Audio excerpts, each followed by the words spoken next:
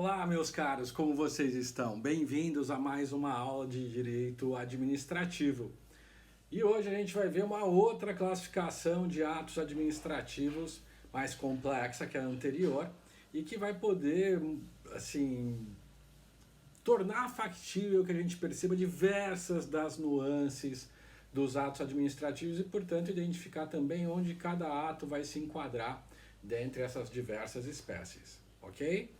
Então, vamos começar estudando mais uma classificação dos atos administrativos nessa aula de hoje.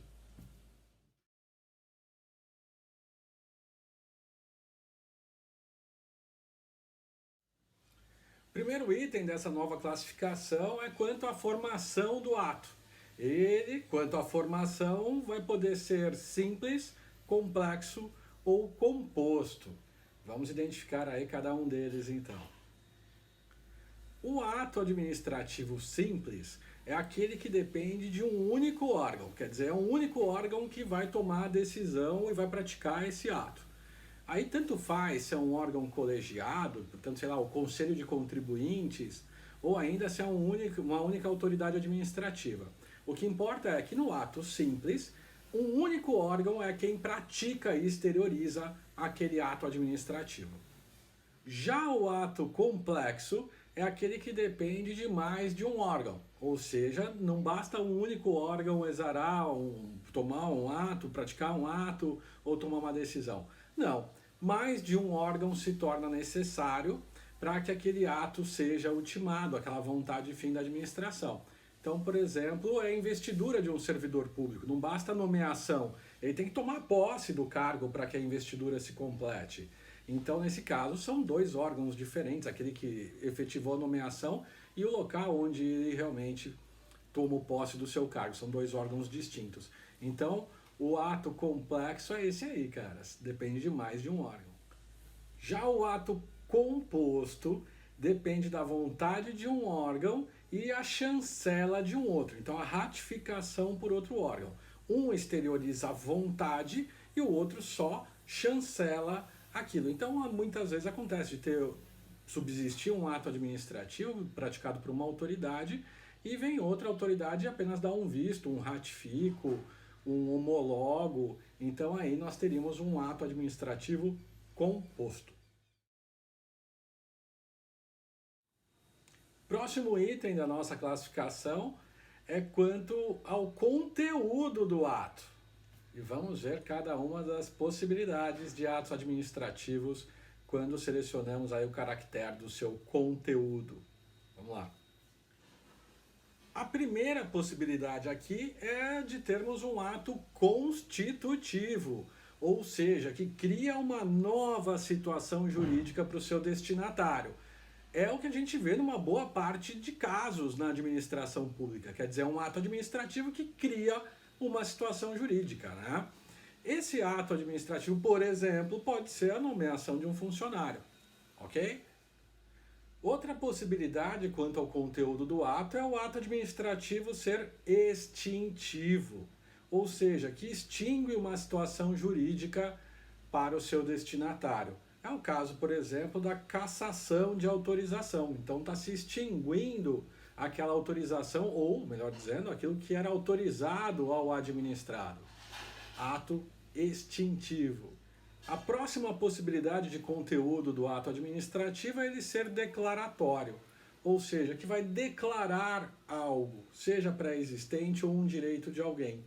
Então, por exemplo, pode ser uma certidão que está reconhecendo, declarando a existência de determinada situação. Mais uma possibilidade é a do ato alienativo, que também, como o nome deixa perceber, é porque está alienando bens ou direitos, né? Claro que quando a gente fala em direitos na administração pública tem que tomar um certo cuidado, porque é indisponível, mas pode, por exemplo, a administração pública efetivar um leilão e, portanto, alienar um bem. Então nós teremos sim, ou podemos ter, atos alienativos. O ato modificativo. Cara, o ato modifica alguma coisa existente, né? Então era de um jeito, mudou, virou de outro jeito. Então, por exemplo, pode o prefeito modificar a rua onde é realizada a feira. Seria, portanto, um ato modificativo quanto ao seu conteúdo. E por fim, quanto ao conteúdo, pode ser um ato abdicativo, na verdade, de, portanto, se abdicar de um direito.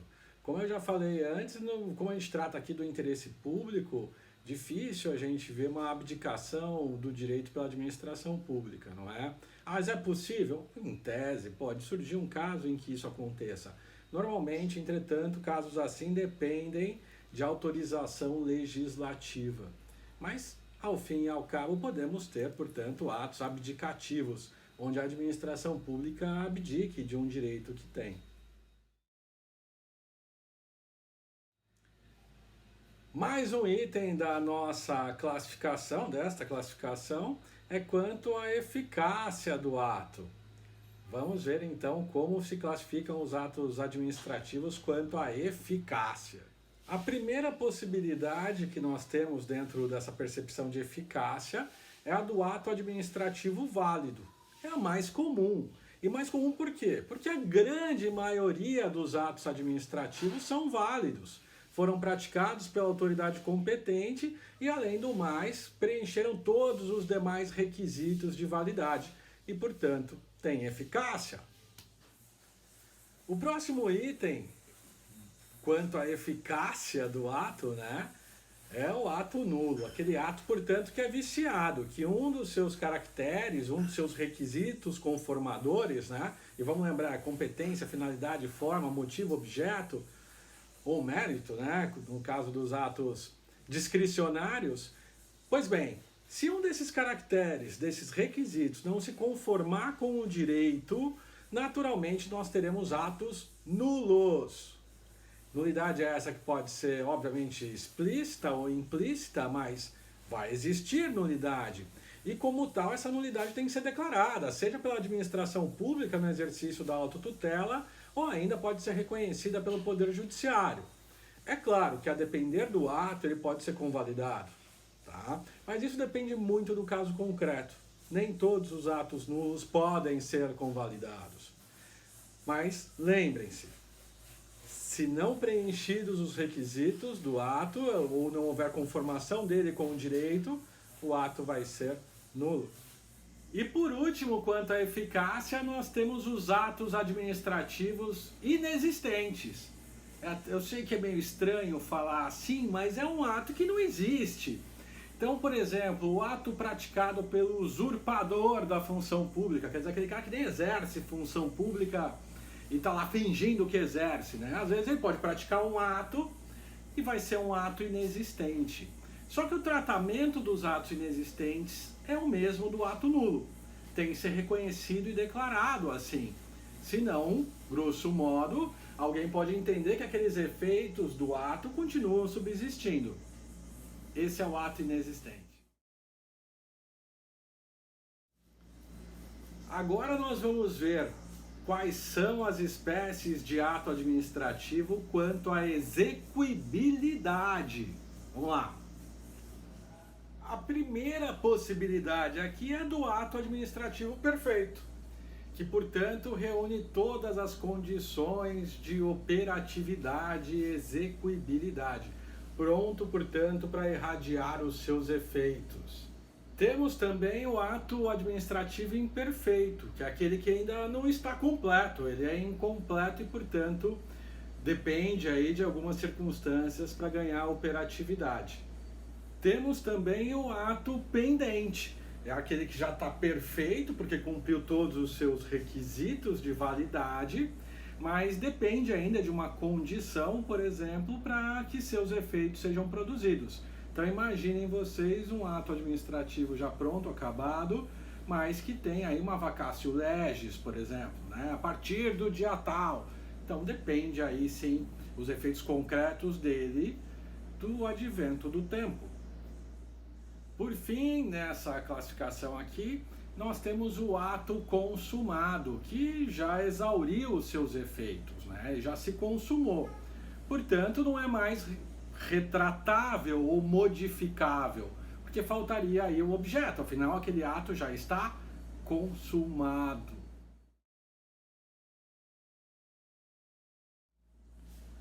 Como quinto item dessa classificação de atos administrativos, nós temos o caractere da retratabilidade. Então vamos ver quanto à retratabilidade, como podem ser os atos administrativos. Por primeiro aqui nós temos o ato irrevogável. É aquele que, portanto, não pode ser revogado, seja porque já exauriu os seus efeitos, é, portanto, um ato consumado, ou ainda porque já fez nascer um direito subjetivo ao destinatário. E, portanto, se já nasceu um direito subjetivo ao destinatário, obviamente que ele não pode ser alterado. Mas claro que a gente está falando de atos que preencham todos os seus requisitos legais de validade e existência. Ok? Bom, o próximo item é o ato revogável. Como o próprio nome já diz, é o ato que pode ser revogado pela administração pública. Então, a autoridade administrativa, claro que observando a conveniência e oportunidade, revoga o ato administrativo. Tá? E essa revogação tem efeitos ex nunc, não retroagem, ou seja, da revogação para frente os efeitos estão sustados. Por fim, aqui nós temos o ato suspensível, que é aquele ato que a administração faz cessar os efeitos durante certo lapso temporal, ou seja, por determinado prazo, por determinado tempo, a administração pública suspende os efeitos do ato pretérito. Então imaginem vocês um alvará de autorização, enfim, em épocas de Covid-19, quarentenas, né? A suspensão dos efeitos, sei lá, do alvará para a realização da feira, ou ainda do alvará de licença de funcionamento. Os efeitos daquele ato, no caso a licença de funcionamento, ou ainda outro alvará de autorização qualquer, estão suspensos. Então, portanto, a administração pública, por certo tempo, faz com que os efeitos daquele ato praticado estejam suspensos e voltem depois a ganhar operatividade.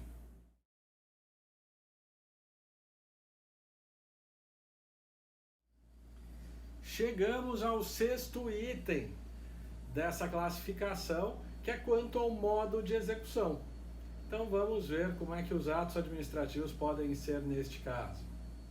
Por primeiro aqui nós temos os atos administrativos autoexecutórios, ou seja, tem aquele caractere da autoexecutoriedade. Quer dizer, a administração pública decide e ela mesma implementa aquele ato administrativo, portanto, vai sim cobrar que ele seja observado. Então, estes são os atos autoexecutórios, só dependem da administração pública, não depende de mais ninguém, não depende do judiciário, não depende de mais nada, só dela, a administração pública. E então nós temos os atos não autoexecutórios. Pô, mas quais são esses atos não autoexecutórios? São aqueles que a administração pública não consegue atingir a sua completude, a sua finalização sozinha. Então depende, por exemplo, do Poder Judiciário. É o caso de uma multa, né? A multa é uma sanção pelo descumprimento de uma obrigação ou de uma limitação administrativa. Ela, claro, sanciona o administrado, por exemplo, mas também tem um objetivo final, que se há essa sanção é para ser cumprida, então há de se buscar o adimplemento dessa multa. Claro que lançada a multa, pode o administrado pagá-la, mas e se ele não pagar? Dá para a administração pública ir lá, bater na porta do cara e falar, ah, meu, dá aqui o dinheiro, eu vou levar a sua TV. Não, não dá. Então essa multa, se não paga, vai ser inscrita em dívida ativa e vai ser promovida uma execução fiscal. Claro que ela pode ser protestada também, né, o valor dessa multa, hoje em dia, mas vai ser promovida uma execução fiscal para aí sim ter o adimplemento forçado dessa multa. Então, no fundo, nestes atos não autoexecutórios, o que a gente identifica é que para a consecução do seu fim vai depender da atuação aí do Poder Judiciário.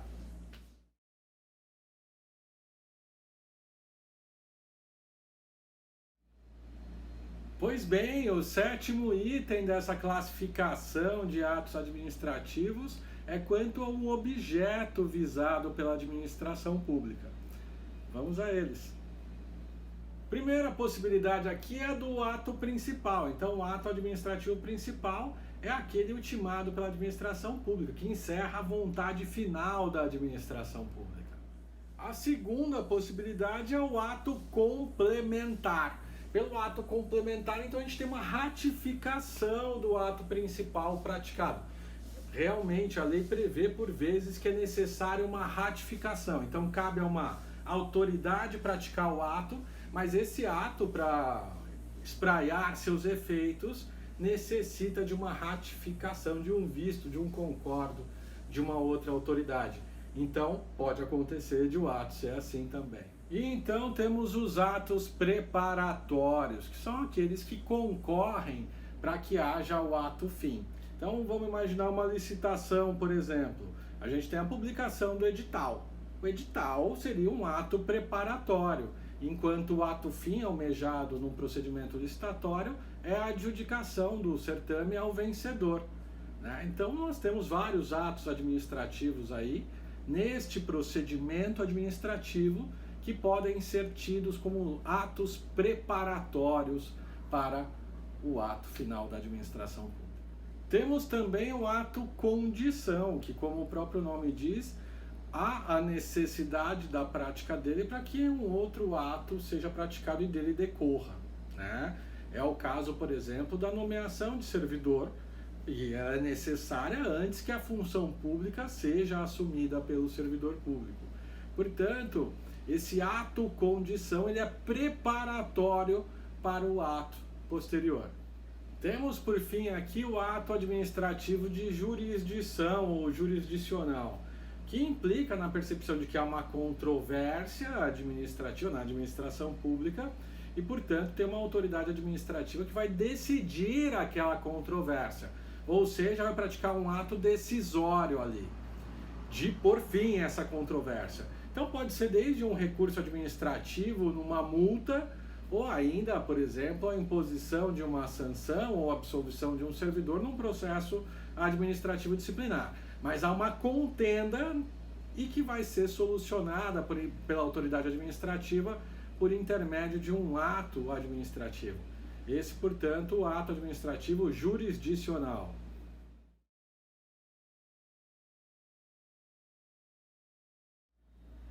E chegamos ao último item dessa classificação de atos administrativos.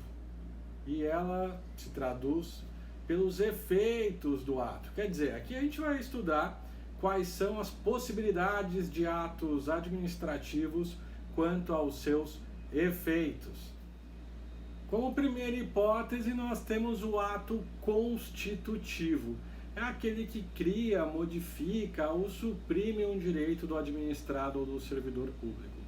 É bastante comum, evidentemente, como vocês sabem. A segunda hipótese aqui é o ato desconstitutivo, que, portanto, desfaz, põe fim a uma situação jurídica pré-existente.